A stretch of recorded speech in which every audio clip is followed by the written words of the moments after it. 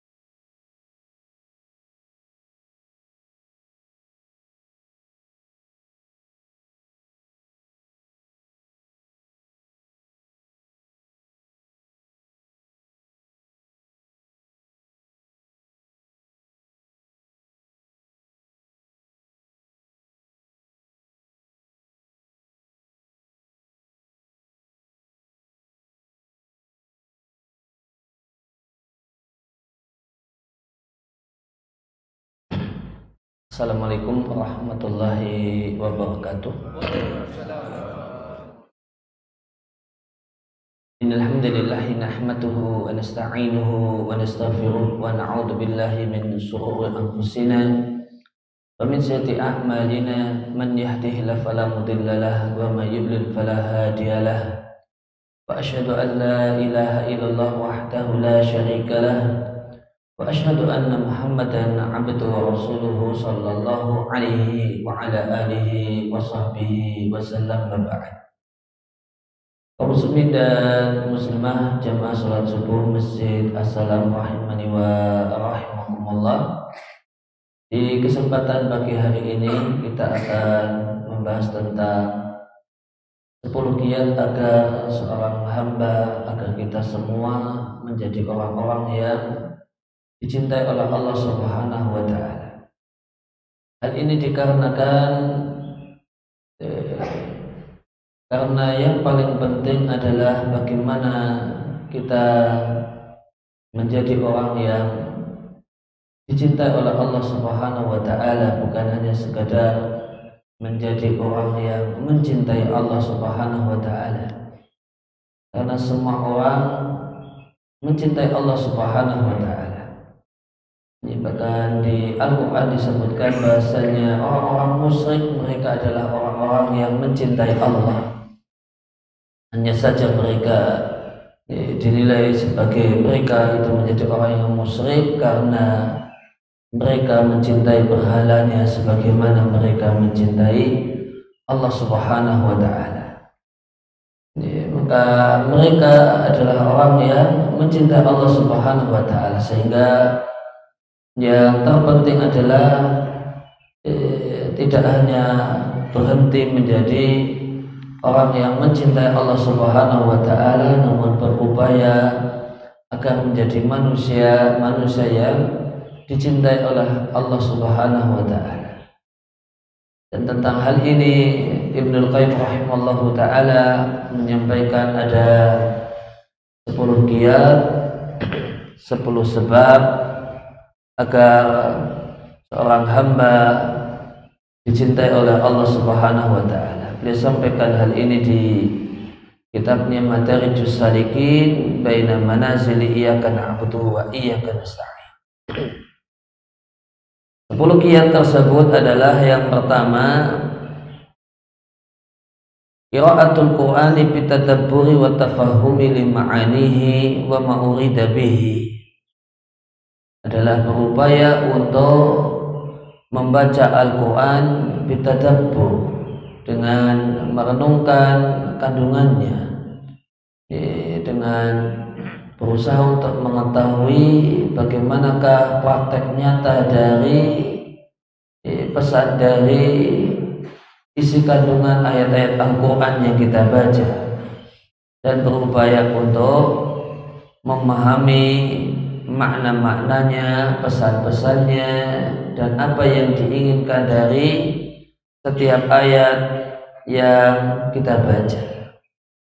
Maka ini adalah kiat pertama. Ini adalah kiat yang pertama agar seorang hamba menjadi seorang yang dicintai oleh Allah Subhanahu wa Ta'ala. Karena mencintai Al-Quran adalah jalan untuk mengenali apa saja yang dicintai oleh Allah Subhanahu wa Ta'ala.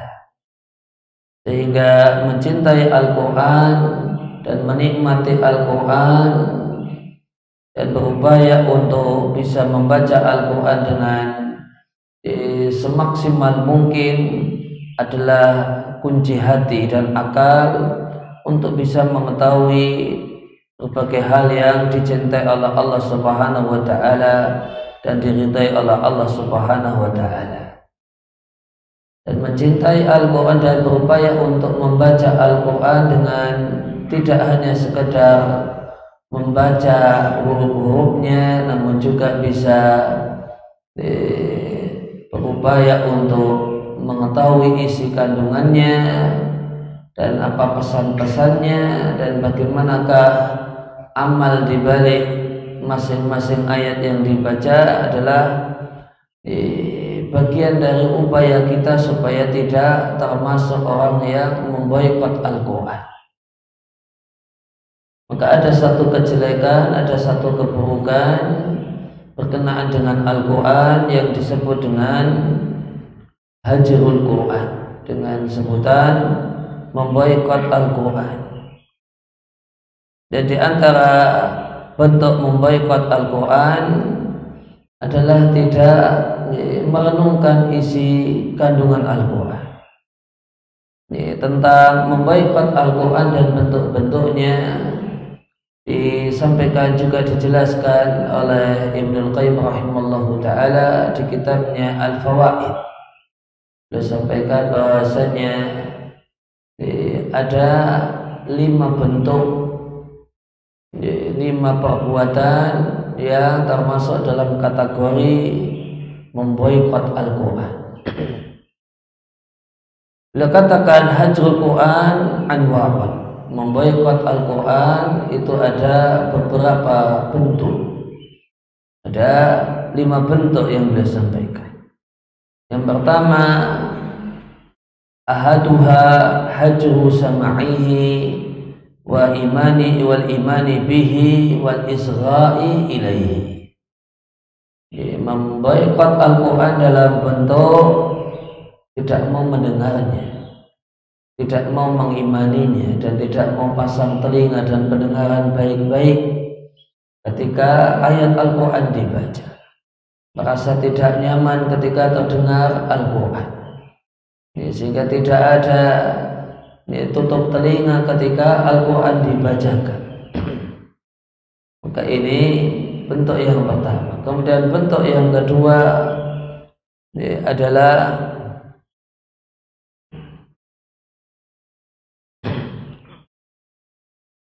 hajrul amali bihi wal wuqufi inda halalihi wa haramihi wa in qara'ahu wa amana bihi.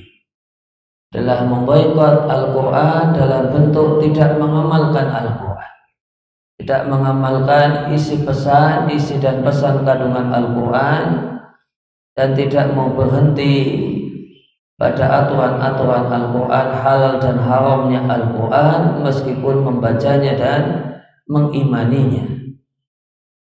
Maka orang yang tidak mau mengamalkan Al-Quran, orang yang masa bodoh dengan aturan Al-Quran, dia adalah orang yang memboikot Al-Quran.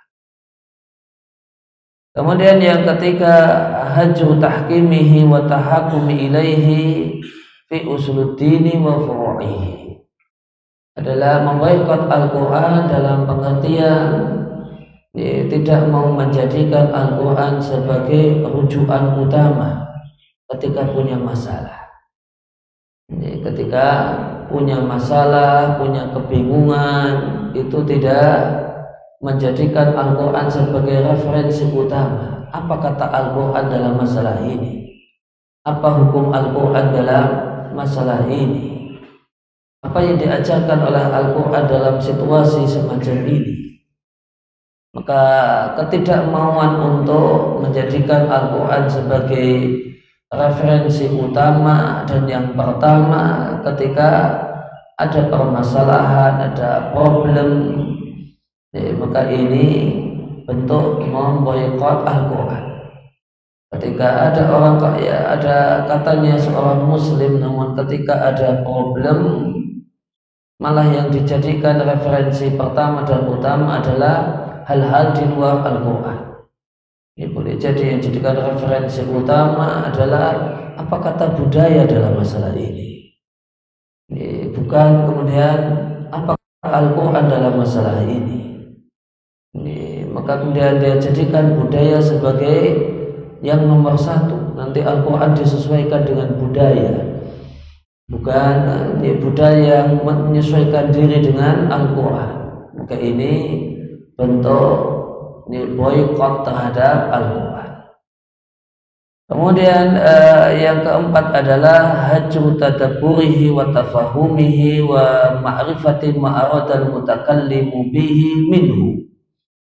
Adalah boikot yang berkenaan dengan poin yang sedang kita bahas, yaitu boikot terhadap Al-Quran dalam bentuk tidak mau merenungkan isi kandungannya, tidak mau berupaya untuk memahami dan mengetahui apa yang dimaksudkan oleh Allah Subhanahu wa Ta'ala dengannya. Maka seorang yang betul-betul beriman kepada Allah Subhanahu wa Ta'ala, maka akan mengimani Allah Subhanahu wa Ta'ala dan mengimani wahyu yang datang dari Allah Subhanahu wa Ta'ala sebagaimana yang Allah inginkan, bukan sebagaimana yang kita inginkan.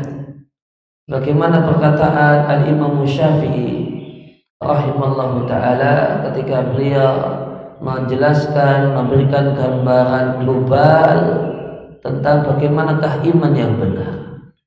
Maka Al-Imam Syafi'i rahimallahu ta'ala mengatakan, amantu billahi wa ma ja'a minallahi ala muradillahi wa amantu bi rasulillahi wa ma jaa min rasulillahi ala muradi rasulillahi. Maka rambu dalam beriman, rambu dalam beriman yang benar adalah sebagaimana yang kata disampaikan oleh Al-Imam Syafi'i. Beliau katakan, aku beriman kepada Allah Subhanahu wa Ta'ala dan aku mengimani Al-Quran yang datang dari Allah Subhanahu wa Ta'ala sebagaimana yang diinginkan oleh Allah Subhanahu wa Ta'ala. Wa amantu bi rasulillahi, aku beriman dengan Muhammad Rasul Allah.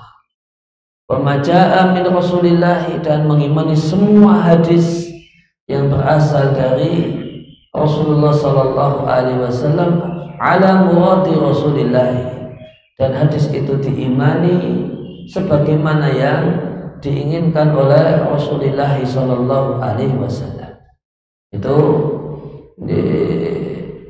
Itu rambu global bagaimanakah keimanan seorang muslim. Maka beriman dengan Allah, mengimani Al-Quran yang berasal dari Allah dan sebagaimana yang diinginkan oleh Allah Subhanahu wa Ta'ala, bukan sebagaimana yang diinginkan oleh diri kita, oleh nafsu kita, oleh kepentingan kita. Ada lagi sebagian orang yang mengaku dirinya sebagai muslim namun membaca Al-Quran dan memaknainya sebagaimana yang diinginkan oleh orang barat terhadap Al-Quran, apa yang diinginkan oleh orang orientalis terhadap Al-Quran, di mana kemudian Al-Quran ditekuk-tekuk agar sebagaimana apa yang diinginkan oleh mereka. Maka ini gaya sebagian orang dan model sikap sebagian orang terhadap Al-Quran. Kemudian Orang yang keimanan yang benar adalah mengimani Rasulullah, beriman bahasanya Muhammad adalah utusan Allah, dan mengimani semua hadis yang berasal dari Rasulullah Sallallahu Alaihi Wasallam, dan hadis itu diimani sebagaimana yang diinginkan oleh Rasulullah Sallallahu Alaihi Wasallam, tidak sebagaimana yang diinginkan oleh diri kita yang cocok dengan nafsu kita, selera kita. Ini apalagi kemudian sebagaimana yang diinginkan dan menjadi nafsunya orang barat terhadap hadis-hadis Nabi. Apa yang diinginkan oleh orang-orang orientalis terhadap hadis-hadis Nabi Sallallahu Alaihi Wasallam. Tidak demikian iman. Iman itu sebagaimana yang tadi disampaikan oleh Al-Imam Syafi'i. Kemudian yang kelima, bentuk boikot terhadap Al-Quran yang kelima adalah hajrul istishfa'i wa tadawi bihi fi jami'i amradil qalbi wa adwa'iyah, adalah tidak mau mencari kesembuhan dan berobat dengan Al-Quran untuk mengatasi problem dan penyakit hati, sehingga kesembuhan penyakit hati dengan berbagai macam bentuknya malah dicari dari luar Al-Quran. Maka ada orang yang mencari kenyamanan hatinya, kesejukan hatinya malah dengan meditasi, dengan yoga, dengan yang lainnya, bukan mencarinya di Al-Quran, bukan mencarinya di Al-Quran. Orang kemudian ketika hatinya sedih, tidak tenang, itu tidaklah ketenangan hati tidak dicari dengan berzikir mengingat Allah, yang diantara bentuk zikir yang paling utama adalah membaca Al-Quran. Namun ketenangan hati dicari dengan mendengarkan musik, dengan nonton film, dan yang lainnya, dan diyakini dan dianggap disitulah sumber ketenangan hatinya. Ada seorang muslim yang tahu, sadar betul bahasanya menurut Al-Quran ketenangan hati itu dengan mengingat Allah Subhanahu wa Ta'ala, bukan dengan hal-hal itu. Non ketika punya problem hatinya, galau hatinya, tidak tenang, malah yang cari obatnya bukan dengan Al-Quran, dengan petunjuk Al-Quran, namun dengan ini dan itu yang itu tidak sesuai dengan apa yang disampaikan oleh Al-Quran. Ya, maka berupaya untuk membaca Al-Quran dengan memahaminya, dengan merenungkan kandungannya, adalah bagian dari upaya agar kita tidak melakukan kejahatan terhadap Al-Quran yang disebut dengan sebutan memboikot Al-Quran. Kemudian kiat yang kedua, sebab yang kedua agar seorang hamba itu dicintai oleh Allah Subhanahu wa Ta'ala adalah at-taqarrubu ilallahi bin nawafili ba'dal fara'idhi, mendekatkan diri kepada Allah Subhanahu wa Ta'ala dengan melakukan berbagai macam ibadah-ibadah sunnah setelah tuntas melaksanakan ibadah-ibadah yang wajib. Fa innaha tusiluhu ila darajatil mahbubiyyati ba'dal mahabbah. Karena dengan semangat melakukan ibadah-ibadah sunnah, maka seorang hamba itu naik level, naik kelas, dari kelas orang yang mencintai Allah Subhanahu wa Ta'ala menjadi kelas dan level dicintai Allah Subhanahu wa Ta'ala. Maka al-qa'imu bil fara'idi muhibbun wal qa'imu bin nawafili ba'daha mahbubun. Karena itu kesimpulan dalam masalah ini, orang yang semangatnya hanya terbatas melakukan hal-hal yang wajib itu namanya muhibbun. namanya orang yang mencintai Allah Subhanahu wa taala. Sedangkan orang yang semangatnya setelah tidak merasa cukup dengan yang wajib, namun semangat untuk melakukan amal-amal yang nafilah yang dianjurkan, levelnya adalah level mahbubun, level orang yang dicintai oleh Allah Subhanahu wa taala.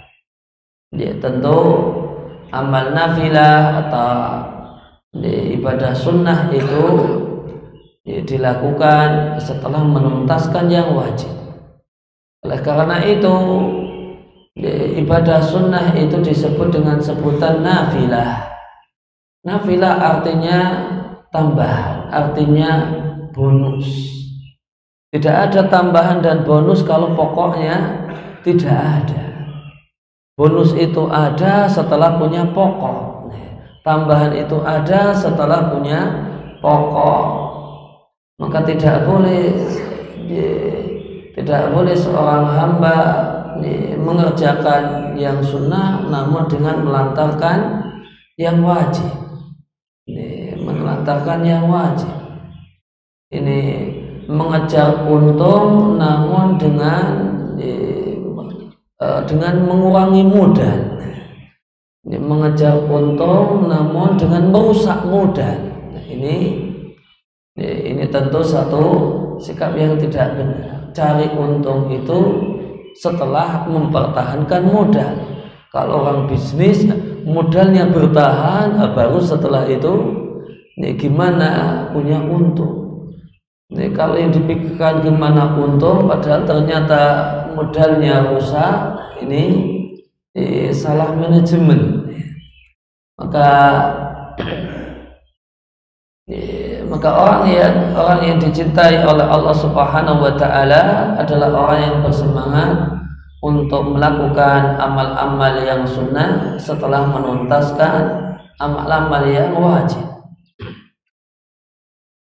Sebagaimana firman Allah Ta'ala dalam hadis qudsi yang diriwayatkan oleh Al-Bukhari dari sahabat Abu Hurairah radhiyallahu ta'ala anhu, Allah katakan, "Wa ma taqarraba ilayya 'abdi bi syai'in ahabba ilayya mimma aftaratuhu 'alaihi."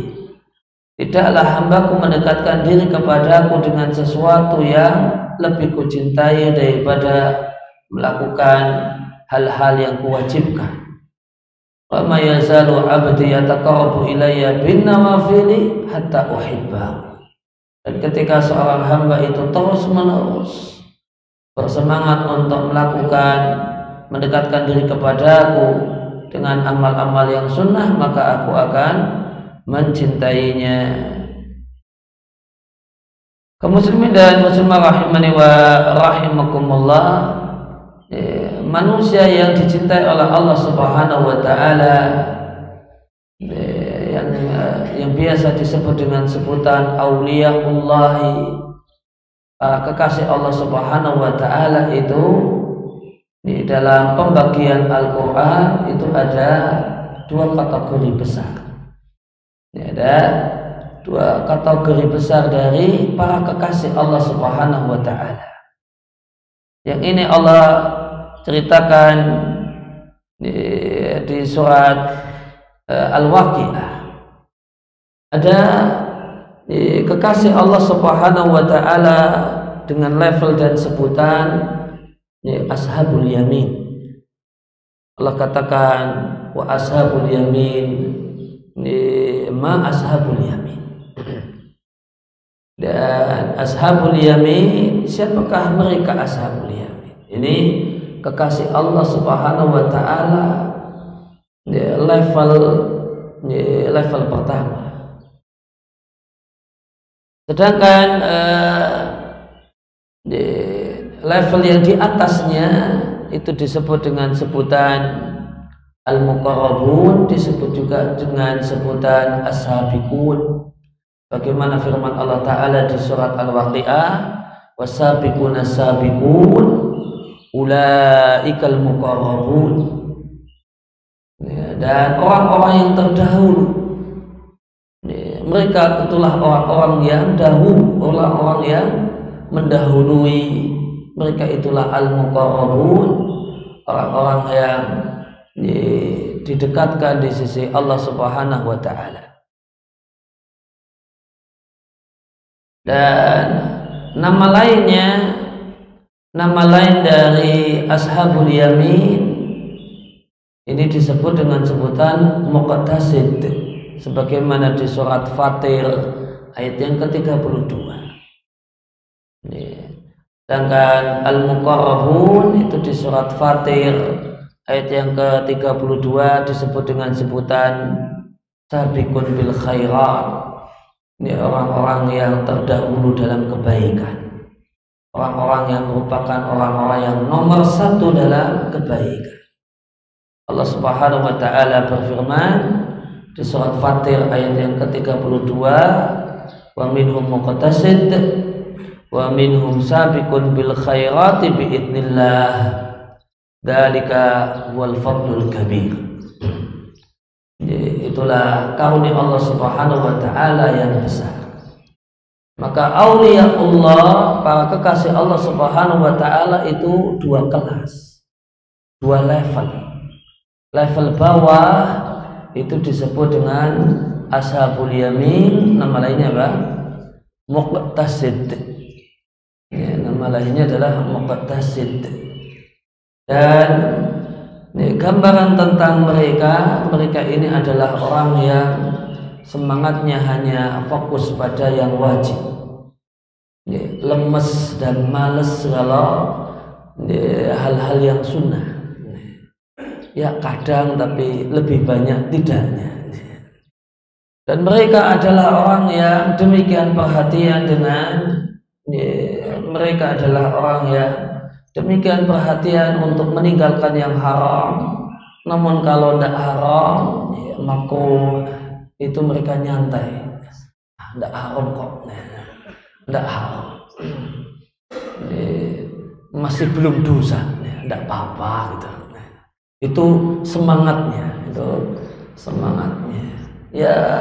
Dan asal itu masih mubah, mereka tidak apa-apa, mubah masih mubah kan, masih, oh ya sudah, lanjut. Itu semangatnya demikian, semangat mereka demikian. Itu semangatnya ashabul yamin. Ya sudah satu hal yang bagus, satu hal yang bagus, namun tidak ideal. Tapi sudah masya Allah ya. Perhatian dengan yang wajib, meskipun malas dengan yang sunnah. Sunnah kan, oh ya tinggalkan. Ini gimana hukumnya apa? Sunnah, sunnah. Ya kalau sunnah ya nggak usah kan, nggak apa-apa kan. Nah, itu semangatnya. Itu semangatnya. Itu gambaran kriteria orang yang levelnya ada di level ashabul yamin. Ini levelnya level muqtasid. Kemudian ada pun orang yang kelas di atasnya, yaitu al-muqarrabun atau as-sabiqun. Maka mereka tentu berbeda dengan levelnya ashabul yamin. Level mereka adalah orang yang semangat untuk melakukan hal yang wajib. Maka perhatian sekali dengan hal yang wajib, dan mereka orang yang tidak pernah kendor untuk melakukan yang sunnah. Setelah menuntaskan yang wajib, mereka adalah orang yang semangat untuk menjauhi hal yang haram. Demikian juga mereka semangat untuk meninggalkan hal-hal yang makruh.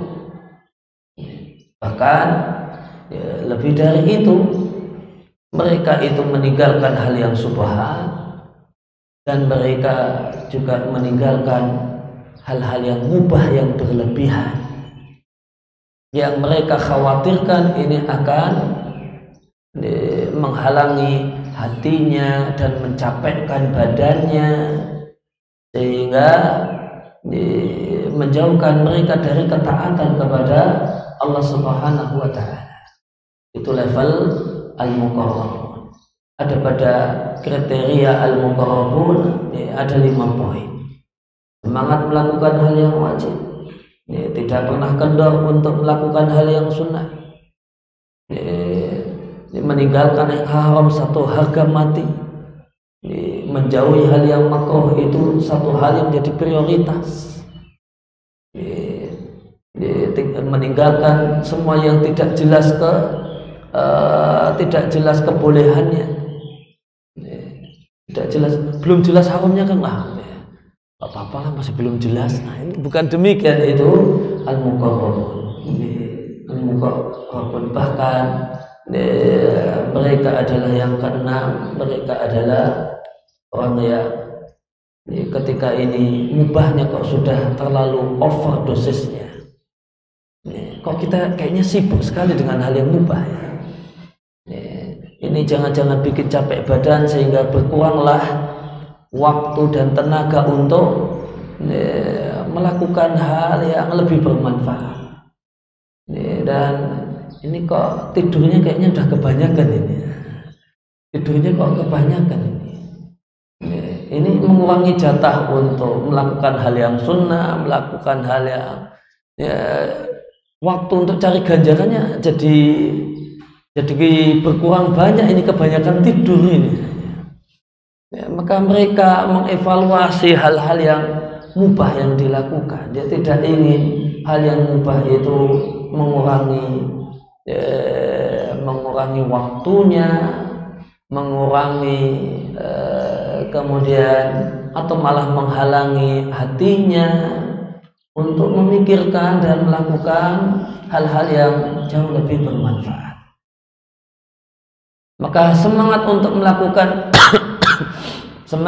melakukan hal-hal yang hukumnya sunnah adalah bagian dari upaya dan usaha untuk naik kelas di sisi Allah Subhanahu wa Ta'ala.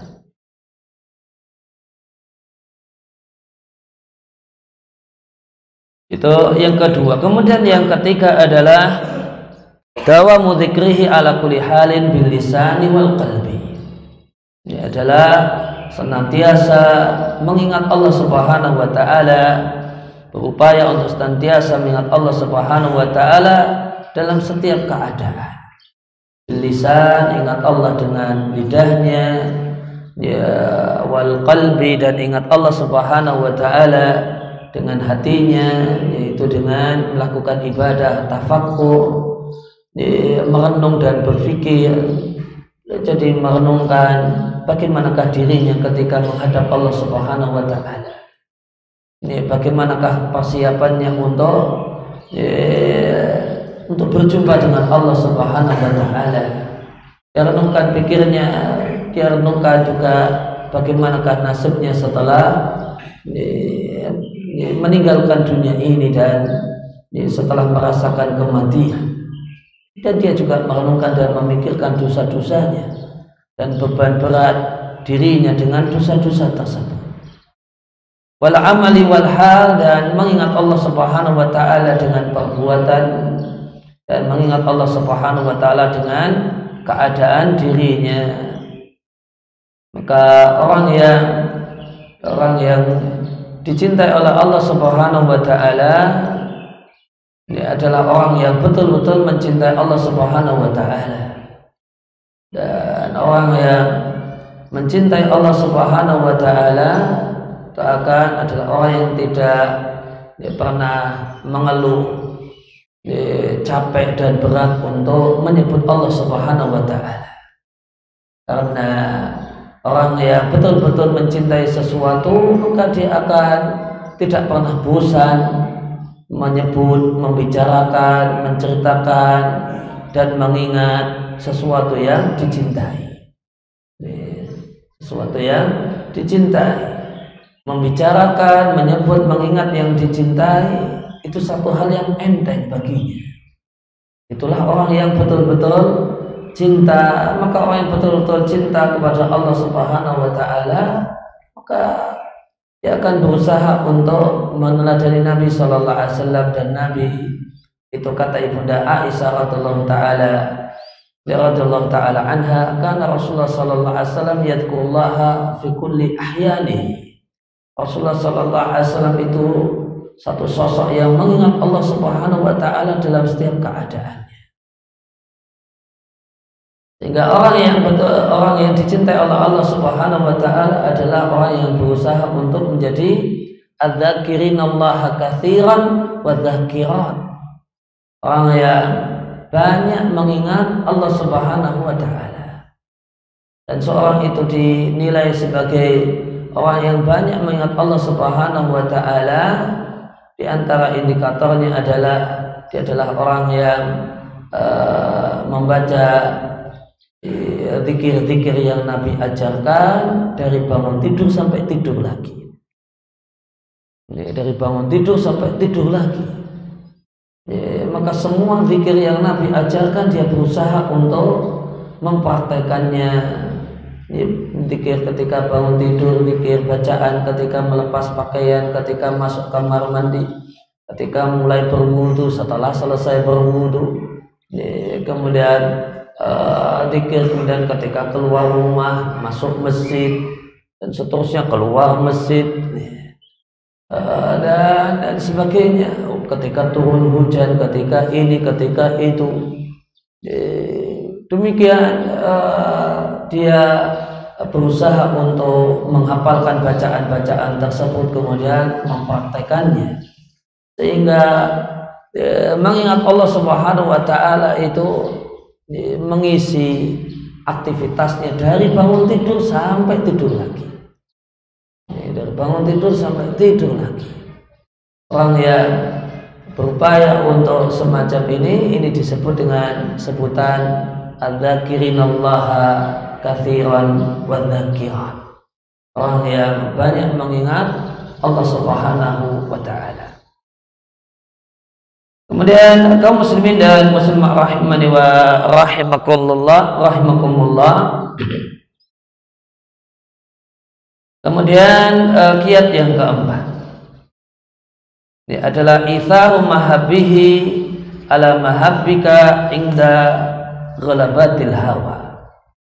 Ini adalah berupaya untuk lebih memilih apa yang Allah cintai daripada apa yang Anda cintai. Ketika demikian kuat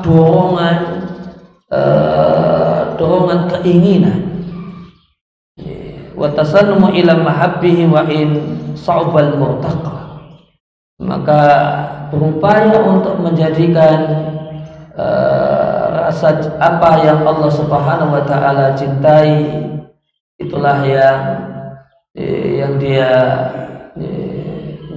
dia upayakan, meskipun diakui bahasanya itu satu hal yang sangat sulit. Maka orang yang dicintai oleh Allah Subhanahu wa taala, mereka adalah orang yang ketika terjadi benturan kepentingan, maka jika mengalami benturan kepentingan, maka dia punya sikap yang tegas dan jelas. Dia akan pilih apa yang Allah cintai. Ada benturan kepentingan antara kepentingan keinginan dirinya dengan apa yang Allah cintai. Allah menyukai satu hal dan dirinya menyukai hal yang lainnya, maka keputusannya jelas, yang saya pilih adalah apa yang Allah cintai meskipun ini tidak saya sukai. Ketika istrinya kemudian punya satu permintaan, namun permintaan tersebut tidak sesuai dengan apa yang Allah cintai, maka dia punya keputusan yang jelas, tegas, tidak abu-abu. Apa yang Allah cintailah itulah yang saya pilih, meskipun istri ngambek karenanya, meskipun istri cerewet karenanya, namun inilah yang Allah cintai, inilah yang Allah inginkan. Maka ketika anaknya menginginkan satu hal dan Allah Subhanahu wa taala mencintai hal yang lain, putusannya jelas. tanpa bimbang, tanpa abu-abu. Apa yang dicintai oleh Allah Subhanahu wa taala itulah yang dipilih dan diambil. Ya, jadi meskipun anak nangis karenanya, anak kemudian jengkel karenanya, maka ini orang yang layak untuk menjadi manusia yang dicintai oleh Allah Subhanahu wa taala. Karena dia telah kedepankan, nomor satukan Allah Subhanahu wa taala. Setiap ada konflik kepentingan, maka yang dia lihat di mana yang Allah cintai, di mana letak cinta Allah Subhanahu wa taala. Nah, itulah yang diambil.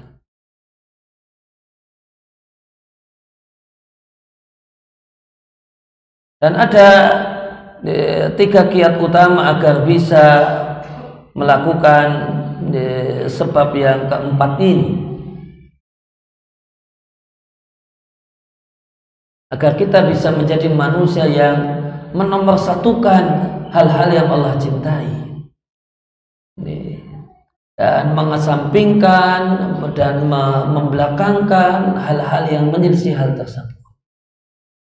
Yang pertama adalah qahru hawa nafsi. Dia kalahkan apa yang jadi kepentingan dirinya. Dia kalahkan, dia tundukkan kepentingan dirinya. Dia tundukkan dengan aturan Allah Subhanahu wa taala dan Rasulnya. Maka orang yang bisa menomorsatukan apa yang Allah cintai, itu kiat yang pertama, harus tega dengan diri sendiri. Harus punya tega dengan diri sendiri. Kalau dia tidak bisa tega dengan dirinya sendiri, maka dia tidak akan mengutamakan apa yang Allah cintai. Dia akan mengutamakan apa yang dia cintai. Ketika waktu subuh, maka jika orang itu tidak tega dengan dirinya sendiri, dia akan pergi ke masjid. Ini selimutan itu, berselimut itu lebih amat itu. Kasihan badan saya kalau kedinginan. Kasihan badan saya kalau kedinginan.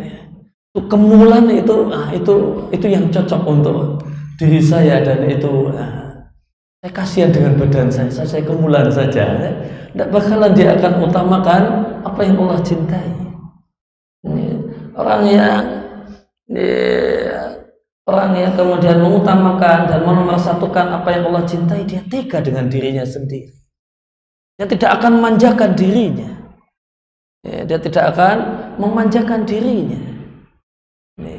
Dia bisa tega dengan dirinya sendiri. Maka orang yang kalau kemudian kalau puasa itu lapar, kasihan perut saya. Nah, kalau dia kasihan sama dirinya sendiri, nggak bakalan rajin puasa.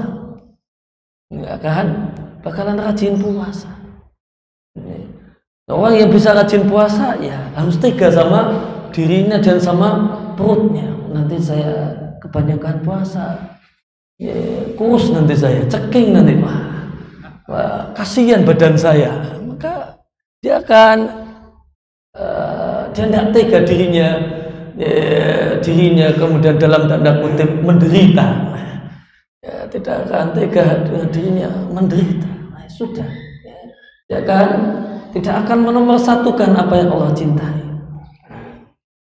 Dan kalau kemudian habis subuh itu enaknya tidur lagi. Ada ngantuk-ngantuk. Kasihan kalau harus melek ngaji habis subuh. Kasihan kalau harus melek habis subuh untuk ngaji subuh. Kasihan saya. Sudah, nanti tidur, nanti nggak bakalan jadi ngaji. Maka orang yang lebih mengutamakan, menomorsatukan apa yang Allah cintai, itu adalah orang yang mau dan mampu tega dengan dirinya sendiri. nanti dia akan bisa menomorsatukan apa yang dicintai oleh Allah Subhanahu wa taala. Kemudian yang kedua, mukhalafati hawan nas. Orang yang menomorsatukan apa yang Allah cintai adalah orang yang mau menyelisih kepentingan orang-orang di sekitarnya. Ini karena banyak dari kepentingan orang-orang tersebut tidak sesuai dengan apa yang dicintai oleh Allah Subhanahu wa taala. Boleh jadi itu kepentingan anak dan istrinya, boleh jadi itu kepentingan tetangganya, boleh jadi itu kemauan bosnya, boleh jadi itu kemauan. Tapi kalau orang itu punya prinsip, saya tidak mau ribut sama orang, dalam tanda kutip, saya tidak mau berselisih dengan orang, saya tidak ingin, maka dia tidak akan bisa menjadi orang yang menomorsatukan apa yang Allah cintai. Ketika kemudian istrinya punya mau apa yang itu kemudian itu tidak sesuai dengan apa yang Allah cintai, dan dia tidak mau untuk menyelisih orang-orang yang ada di sekelilingnya, maka dia tidak akan menomorsatukan apa yang dicintai oleh Allah Subhanahu wa taala.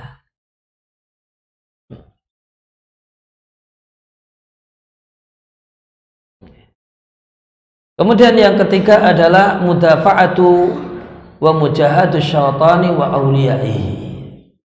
Adalah siap untuk berisiko, dengan siap untuk bergesekan dengan setan dan para pembelanya. Jadi ada friksi, ada gesekan dengan orang-orang yang ingin mendukung dan mensukseskan program kerja setan. Maka siap untuk kemudian bergesekan dengan pihak-pihak ini dengan penuh kesabaran. Maka inilah orang yang bisa menomorsatukan apa yang Allah cintai. Maka dia kemudian dia tidak turuti, dia tega dengan dirinya. Ridallahi, barang siapa yang mencari ridha Allah Subhanahu wa taala, meskipun manusia membencinya, manusia tersinggung karenanya, maka radhiyallahu anhu wa ardhan nas anhu,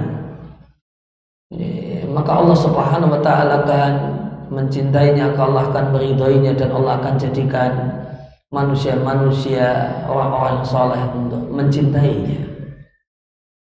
Namun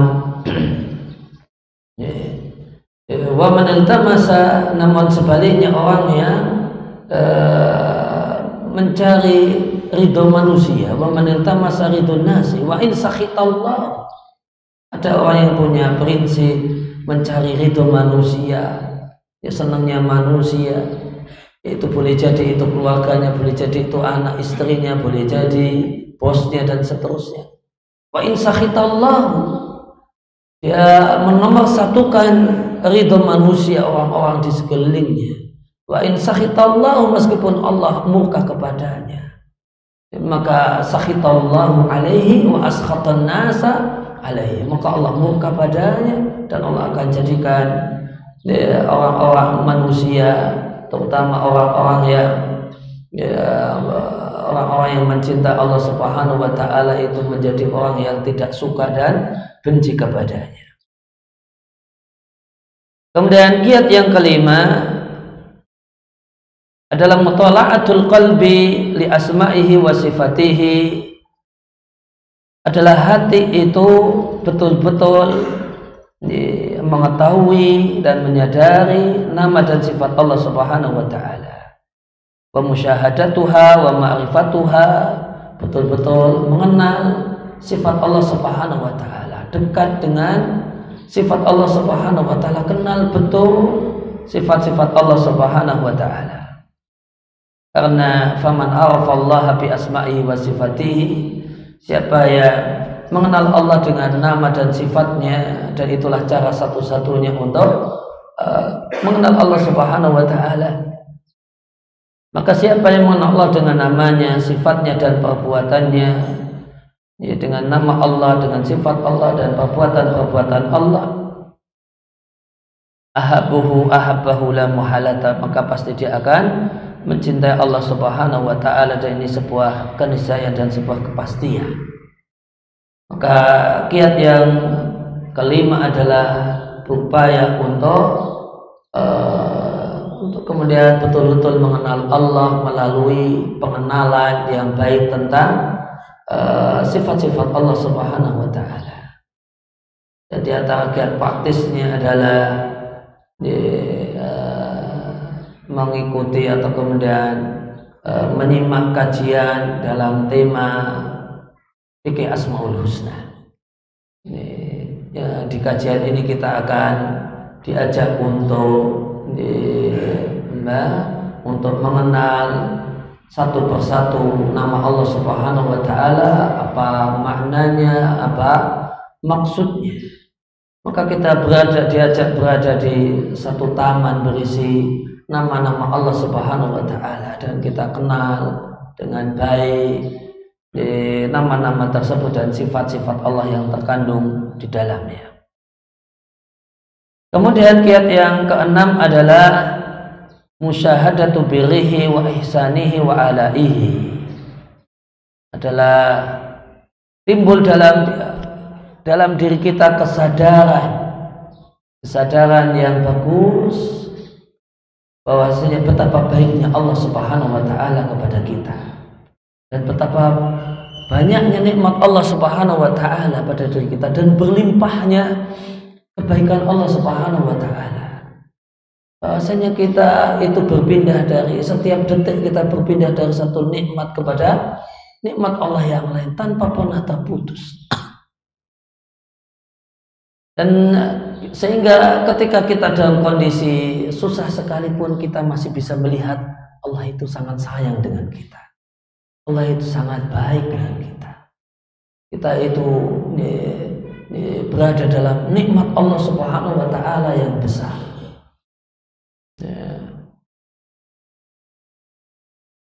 Karena kesadaran hal ini akan mendorong kita untuk untuk mencintai Allah Subhanahu wa taala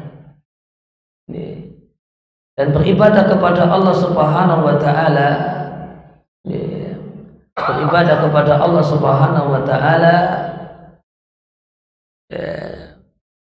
cara yang kemudian jalan yang paling dekat untuk menuju ridha Allah Subhanahu wa taala itu adalah manakala dalam diri kita, dalam hati kita itu terdapat al-iftiqar, merasa kita itu membutuhkan Allah Subhanahu wa taala. Ya, merasa kita itu butuh dan memerlukan Allah Subhanahu wa taala. Dan supaya kita betul-betul menjadi orang yang merasa membutuhkan Allah Subhanahu wa taala, maka ada dua unsur dalam diri, maka ada dua hal yang perlu terpasang dalam diri kita. Yang dua perkara ini, dua unsur ini telah Nabi isyaratkan, telah Nabi sampaikan secara sekilas, secara dengan isyarat dalam doa atau dalam bacaan Sayyidul Istighfar yang Nabi ajarkan untuk kita baca di waktu pagi dan petang. Itu Nabi sallallahu alaihi wasallam di bacaan Sayyidul Istighfar, Nabi mengajarkan kita untuk mengatakan dengan lisan, dan itu semestinya juga menjadi keadaan hati kita. Abu ulaka bi nikmatika alayya, dipasangkan dengan wa abu bi dzambi. Setelah itu baru faghfirli. Abu ulaka bi nikmatika alayya, ya Allah, aku akui betapa banyaknya nikmatmu padaku, betapa banyak kebaikanmu untukku, betapa luasnya karuniamu untukku, betapa tak terhitungnya nikmat-nikmatmu pada diriku. Maka ini yang disebut dengan musyahadatu minnah. Kita merasa demikian besar jasa dan kebaikan Allah untuk hidup kita. Apapun kita, itu nikmat Allah tak terhitung ada pada diri kita. Setelah itu, ini dipasangkan dengan kesadaran wa abu'u laka wa abu'u bidzambi, dan betapa banyak dosa dan kesalahanku, dan betapa banyak keteledoranku dalam melaksanakan perintah-perintah. Maka ini disebut dengan musyahadatul taksir wa uyubin nafsi, bisa melihat betapa banyak kejelekan diri kita dalam menunaikan hak Allah Subhanahu wa taala. Betapa banyak kekurangan kita dalam menunaikan hak Allah Subhanahu wa taala. Jika dua hal ini, kesadaran bahasanya Allah itu demikian baik dan kita itu demikian seenaknya dalam menunaikan hak Allah, kita itu kurang bersyukur, kita itu banyak melanggar kewajiban itu, banyak kita teledor, maka jika dua ini dipadukan, jika dua hal ini dikawinkan, maka akan timbul yang namanya al-iftikar wa dhul.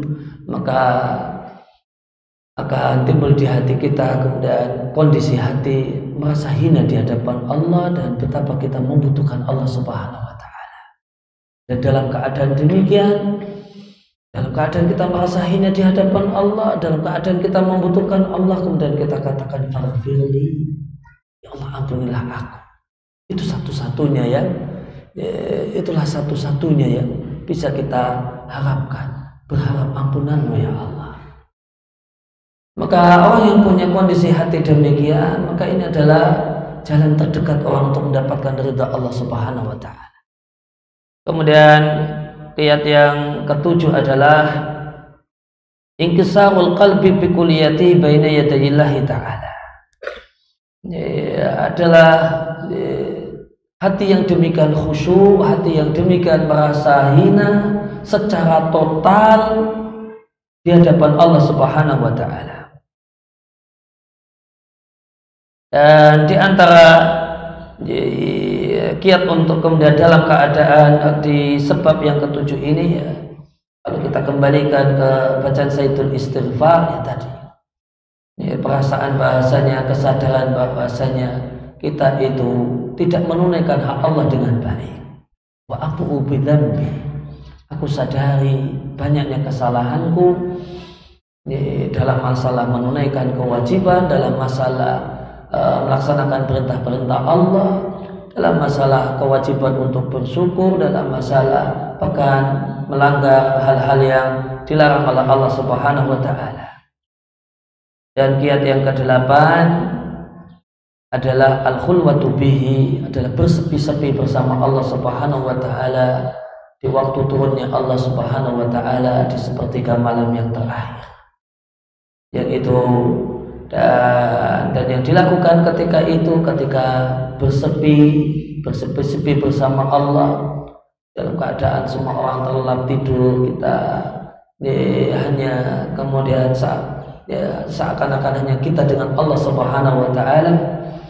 Maka di waktu itu yang merupakan sepertiga malam yang terakhir, kita isi dengan bermunajat kepada Allah, berdoa kepada Allah, wa tilawati kalamihi, membaca firman Allah, wal wuqufi bil qalbi, dan kita hadirkan hati kita di hadapan Allah Subhanahu wa taala, tidak mikirkan yang lainnya, wa ta'atu bi adabil ubudiyah, kita betul-betul di hadapan Allah itu bisa beretika sebagaimana etikanya seorang hamba, seorang hamba di hadapan Tuhannya. Itulah isi kegiatan di sepertiga malam yang terakhir. Setelah itu thumma khatama dzalika bil istighfar wa taubati. Setelah sepertiga malam terakhir itu diisi dengan berbagai macam ibadah, kemudian ibadah tersebut ditutup dengan istighfar dan mohon ampun kepada Allah Subhanahu wa taala, sebagaimana Allah firmankan, wa bil ashari hum yastaghfirun. Dan di waktu sahur, setelah selesai tahajud, setelah selesai sholat, setelah selesai baca Al-Quran di akhir malam, maka mereka memohon ampun kepada Allah Subhanahu wa Ta'ala. Kenapa setelah beribadah, kenapa penutupnya malah istighfar? Setelah sepertiga malam yang merupakan waktu nuzul ilahi, turunnya Allah tadi diisi dengan baca Al-Quran, doa, sholat, dan yang lainnya. Kenapa penutupnya adalah istighfar dan mohon ampun kepada Allah Subhanahu wa Ta'ala?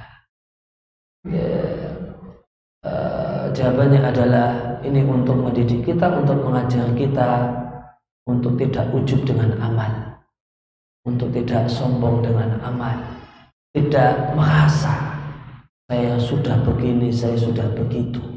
Namun hendaknya hati kita, perasaan kita merasa bahasanya yang kita lakukan ini belum apa-apa, yang kita lakukan itu penuh cacat dan tidak sempurna, sehingga kita tidak merasa sudah berbuat, sudah beramal. Namun yang kita merasa adalah amalnya masih belum semestinya, sehingga penutup sholat tahajud dan rangkaiannya adalah memohon ampun kepada Allah Subhanahu wa Ta'ala, sehingga kita tidak ujub dan bangga dengan amal,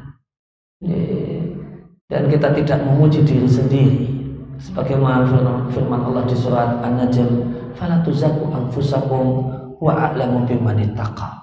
Janganlah kalian puji diri kalian, sudah merasa beramal, sudah merasa bertakwa, sudah merasa soleh dan seterusnya. Jangan puji diri kalian sendiri. Wa a'lamu biman ittaqa. Allah yang lebih tahu siapa yang betul-betul bertakwa kepadanya. Maka ada dua hal yang patut untuk dibedakan. Berupaya untuk menjadi orang yang baik, berupaya untuk menjadi orang yang bertakwa, berupaya untuk menjadi orang yang taat kepada Allah Subhanahu wa Ta'ala. Ini sebuah kewajiban dan sebuah keniscayaan. Namun merasa sudah baik, merasa sudah takwa, merasa sudah taat, ini satu hal yang tidak diperbolehkan. Kemudian yang ke-9 adalah mujalasatul muhibbin as-sadiqin, adalah berkawan dengan kawan-kawan yang baik. Mereka adalah orang-orang yang memang tulus mencintai Allah Subhanahu wa Ta'ala, dan ketika bersama mereka orang-orang yang kita yakin adalah orang yang baik ini, kita rajin mendengar, menyimak, dan mencerna perkataan-perkataan bagus yang mereka ucapkan, dan ketika duduk bersama mereka, maka bukan orang yang mendominasi pembicaraan, namun banyak diam dan tidak berbicara kecuali manakala dilihat bahasanya berbicara itu lebih maslahatnya lebih besar.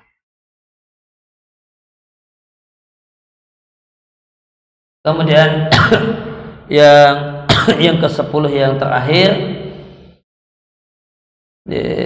adalah muba'adatu kulli sababin yahulu baina qalbi wa bainallahi azza wa jalla, adalah menjaga diri dari segala sebab yang bisa menghalangi hati kita untuk dekat kepada Allah Subhanahu wa Ta'ala.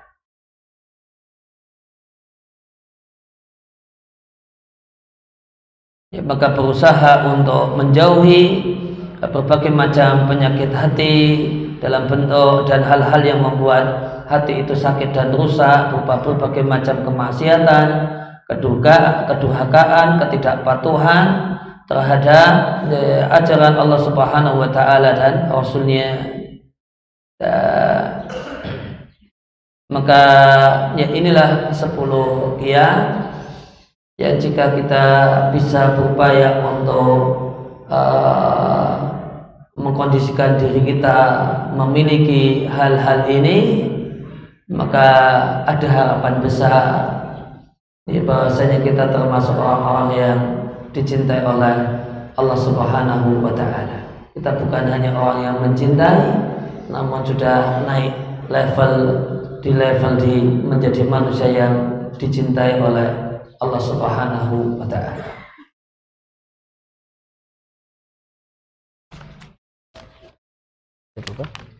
Ketiga.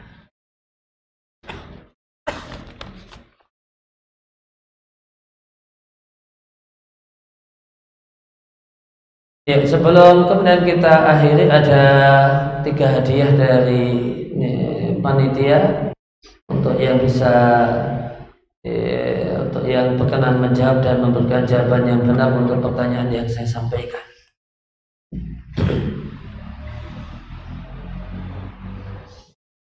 Ya, tadi kita telah bahas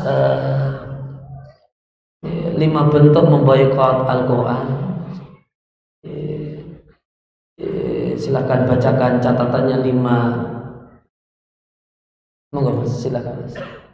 Sambil berdiri biar kedengaran dan keras dan jelas.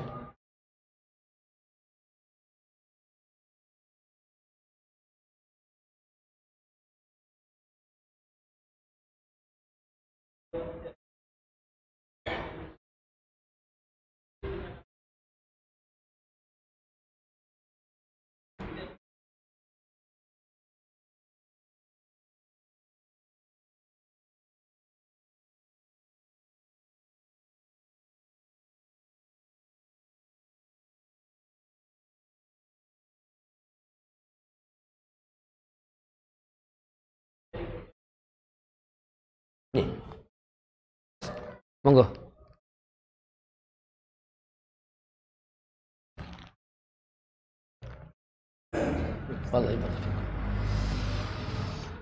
Ya, kemudian di antara yang tadi kita sudah bahas untuk kiat agar supaya ada pada diri kita, 2 kiat supaya ada pada diri kita merasa hina dan membutuhkan Allah Subhanahu wa taala, yang merupakan kandungan dari Sayyidul Istighfar. Merasa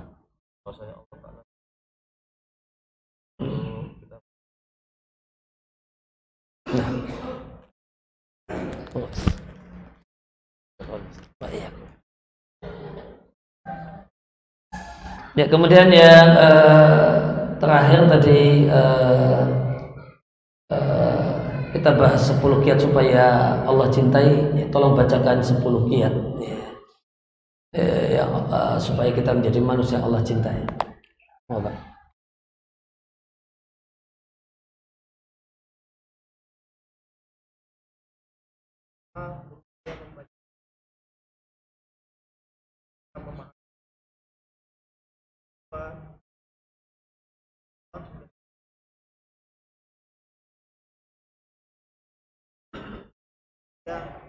Saya mengingat Allah Subhanahu wa taala dalam setiap keadaan, upaya untuk lebih memilih mana yang Allah daripada apa yang Ia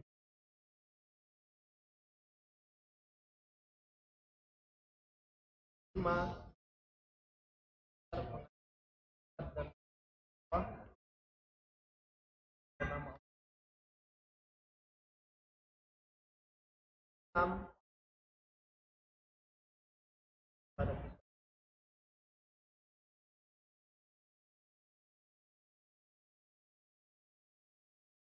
Yang senantiasa mengingat kapan di malam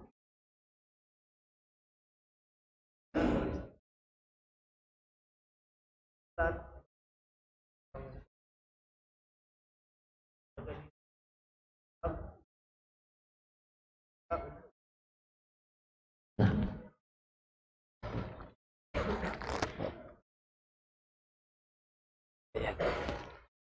ya, demikian yang kita bisa kaji di kesempatan pagi hari ini. Mudah-mudahan Ya Allah, jadikan ilmu yang kita pelajari, kita simak dan kita kaji di kesempatan kali ini ilmu yang bermanfaat dan ilmu yang Allah berkahi. Dan terima kasih atas kehadiran Bapak dan Ibu sekalian di kajian ini.